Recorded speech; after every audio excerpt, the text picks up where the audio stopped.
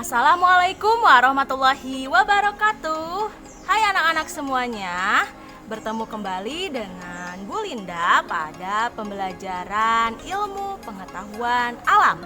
Hari ini kalian akan belajar tentang penyesuaian diri makhluk hidup dengan lingkungannya. Makhluk hidup yang akan kalian pelajari adalah hewan terlebih dahulu. Nah, hari ini kalian akan mempelajari tentang penyesuaian diri hewan terhadap lingkungannya. Anak-anak semuanya tahu tidak bahwa penciptaan hewan itu terdapat dalam Al-Quran. Surat apa ya? Oke, Ibu akan beritahu ya. Suratnya yaitu surat An-Nur ayat ke-45, yang artinya, dan Allah menciptakan semua jenis hewan dari air, maka sebagian ada yang berjalan di atas perutnya dan sebagian berjalan dengan kedua kaki, sedang sebagian yang lain berjalan dengan 4 kaki. Allah menciptakan apa yang Dia kehendaki. Sungguh Allah Maha Kuasa atas segala sesuatu. Nah, itu adalah salah satu ayat Al-Quran yang Allah berikan kepada kita semua tentang penciptaan hewan, ya. Nah, hari ini kalian semua akan mempelajari tentang penyesuaian diri hewan terhadap lingkungannya. Penyesuaian diri hewan terhadap lingkungannya itu bisa kalian sebut dengan adaptasi. Apa itu adaptasi? Adaptasi adalah kemampuan makhluk hidup untuk menyesuaikan diri dengan lingkungannya. Menyesuaikan diri. Mengapa? Kalian tahu tidak bahwa hewan itu mereka berjuang sendiri untuk apa? Pertama, untuk mencari makan, sama seperti manusia. Yang kedua, untuk mempertahankan jenisnya. Yang ketiga, yaitu untuk melindungi dirinya dari musuh yang ada di sekitarnya. Hewan lain, biasanya ada predator dan lainnya. Nah, lalu ada jenis-jenis apa aja sih ya adaptasi itu? Nah, adaptasi ada 3 jenis. Yang pertama yaitu adaptasi morfologi. Adaptasi morfologi lebih kepada adaptasi bentuk dari mulut, lalu kaki, lalu ada gigi. Jadi terlihat oleh kita semua. Lalu yang kedua ada adaptasi tingkah laku.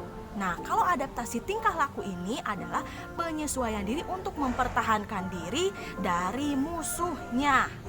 Kalian akan lihat ya. Nah, yang ketiga yaitu adaptasi fisiologi.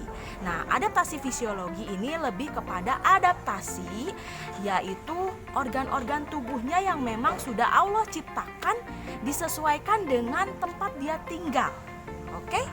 Nah, agar kalian lebih memahami kembali bagaimana itu adaptasi, kalian silahkan simak materi berikut ya.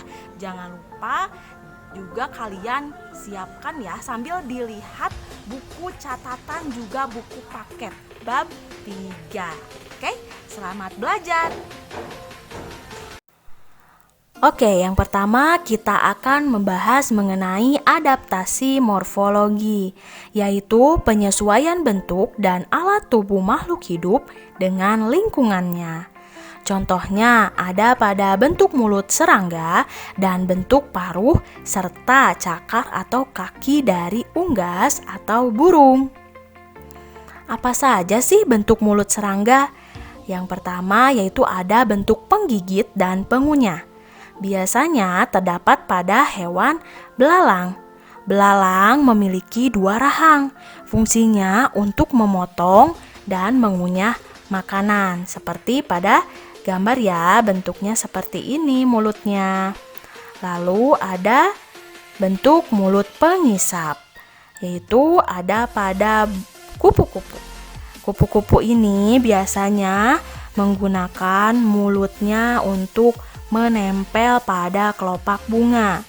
Nah, setelah menempel, nanti kupu-kupu akan mengisap nektar dari bunga tersebut menggunakan mulutnya. Lalu ada mulut penjilat, yaitu ada pada hewan lalat. Lalat ini biasanya mengubah makanan yang bertekstur keras menjadi lunak menggunakan mulutnya dengan bantuan dari air liur. Jadi hati-hati ketika anak-anak ya, ketika ada makanan yang dihinggapi oleh lalat.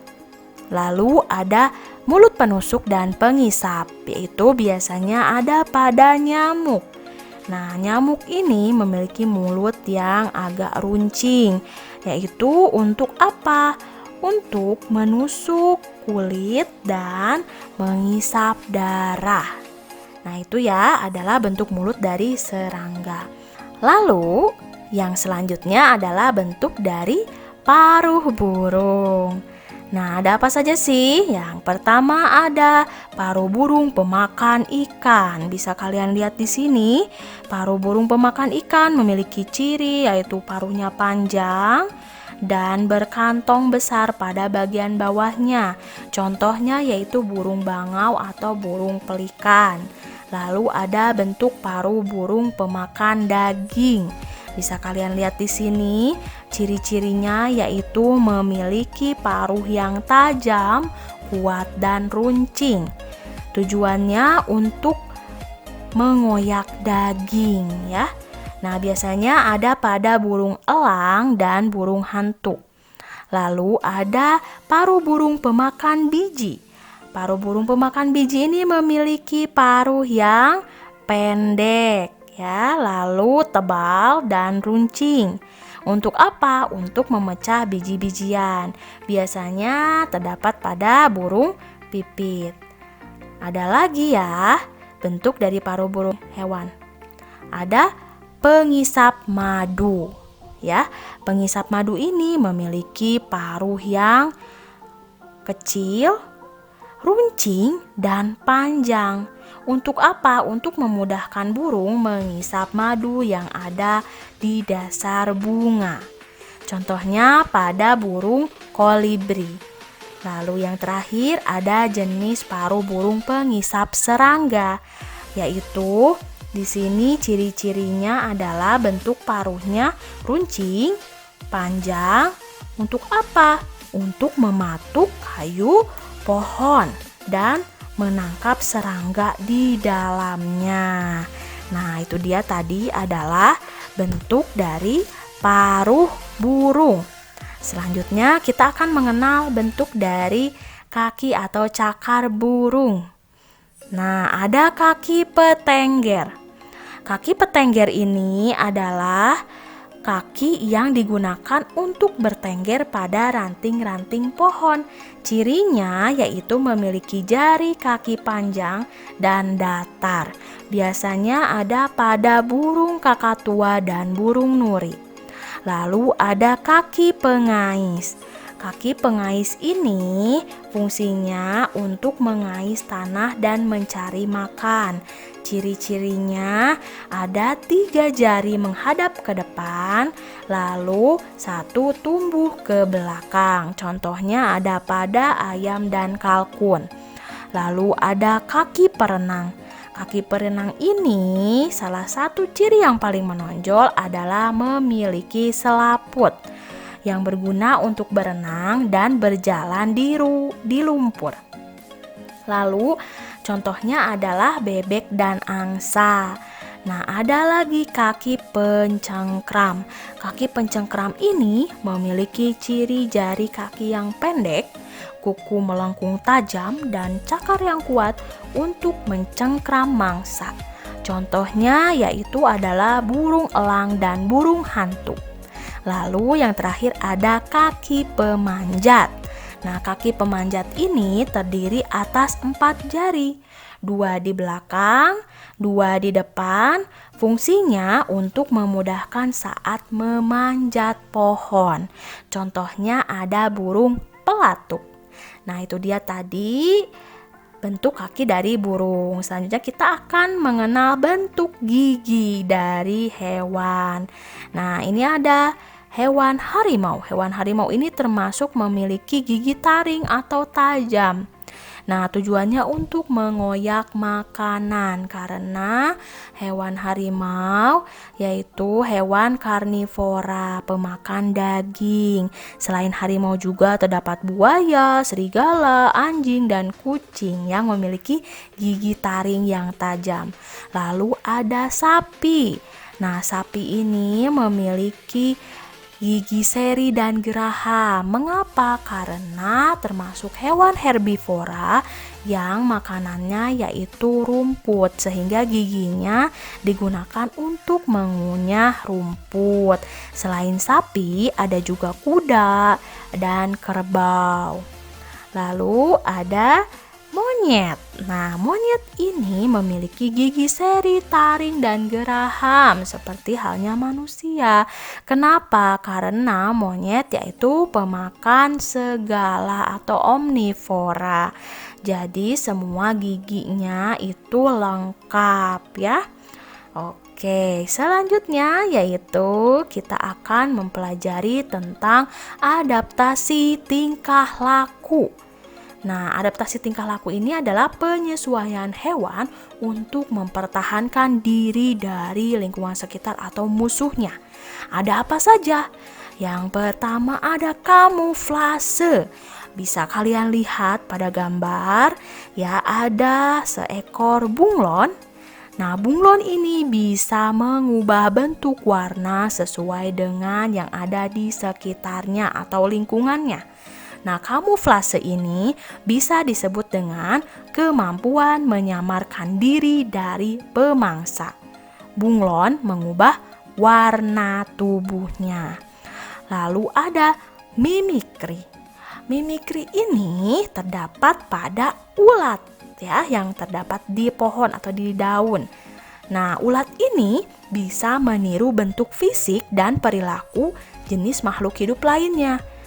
Nah, perbedaan dengan kamuflase, mimikri ini tidak menyembunyikan diri, tetapi ulat berubah menjadi terlihat lebih buas seperti ular, padahal itu adalah ulat ya. Lalu ada autotomi. Autotomi ini terdapat pada cicak.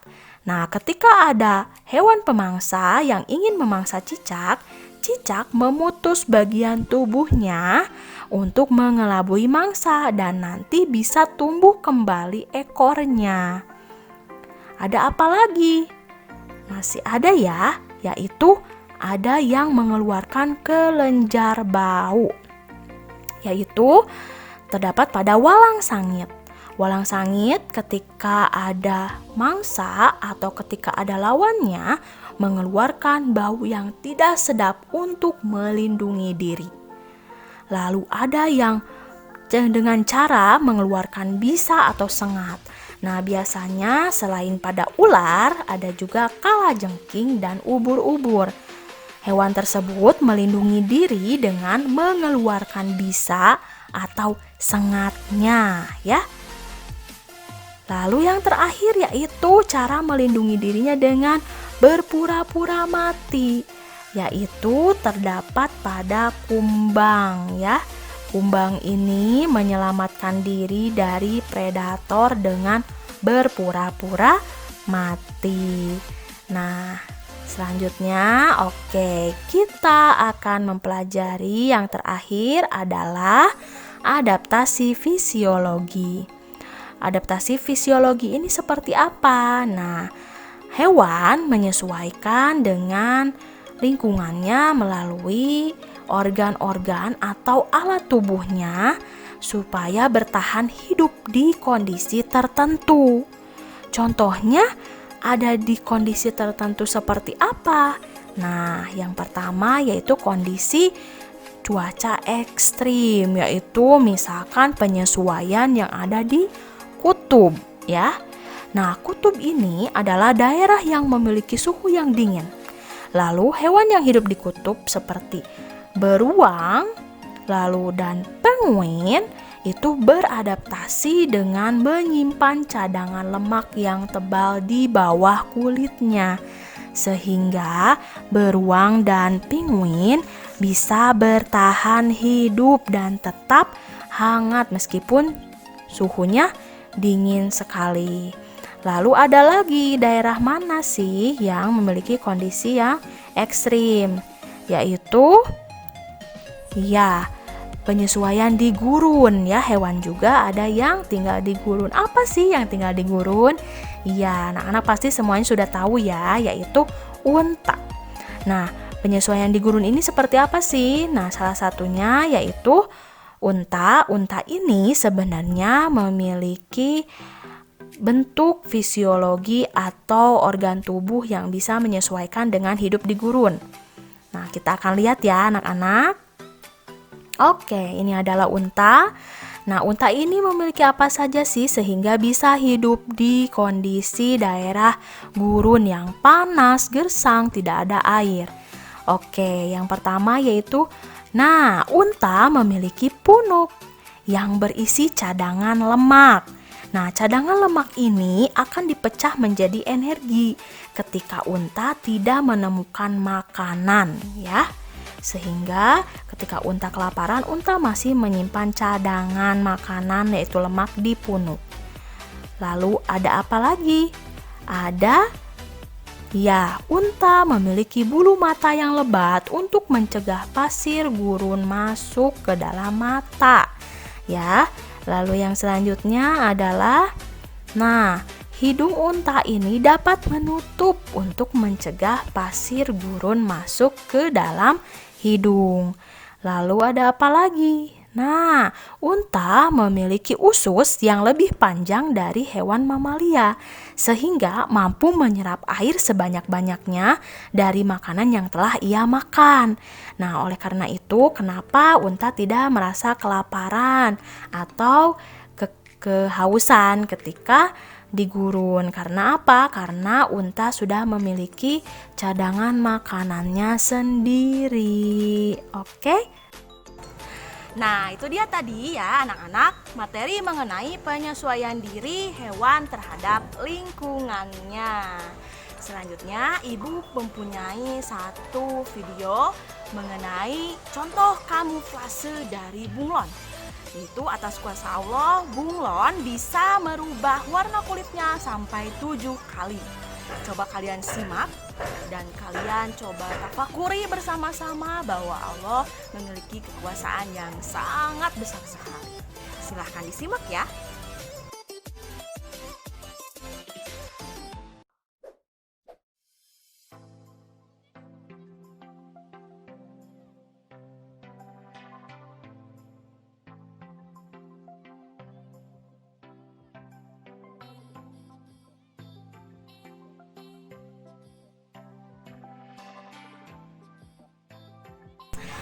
Ya, itu dia anak-anak semuanya, bagaimana? Menakjubkan bukan ya? Nah, itu dia adalah salah satu bentuk pertahanan diri dari bunglon ketika melihat mangsanya. Dan juga yang tadi kalian sudah pelajari, ada beberapa hewan juga yang memiliki pertahanan diri ya. Oke? Nah, jangan lupa kalian pelajari selalu ya materinya. Dan ingat, ketika ada yang tidak dimengerti, silahkan tanyakan kepada Bapak Ibu Guru kalian. Kerjakan latihan soalnya ya. Terima kasih sudah menyimak pembelajaran hari ini. Mudah-mudahan kalian semuanya sehat selalu ya. Terima kasih. Wassalamualaikum warahmatullahi wabarakatuh.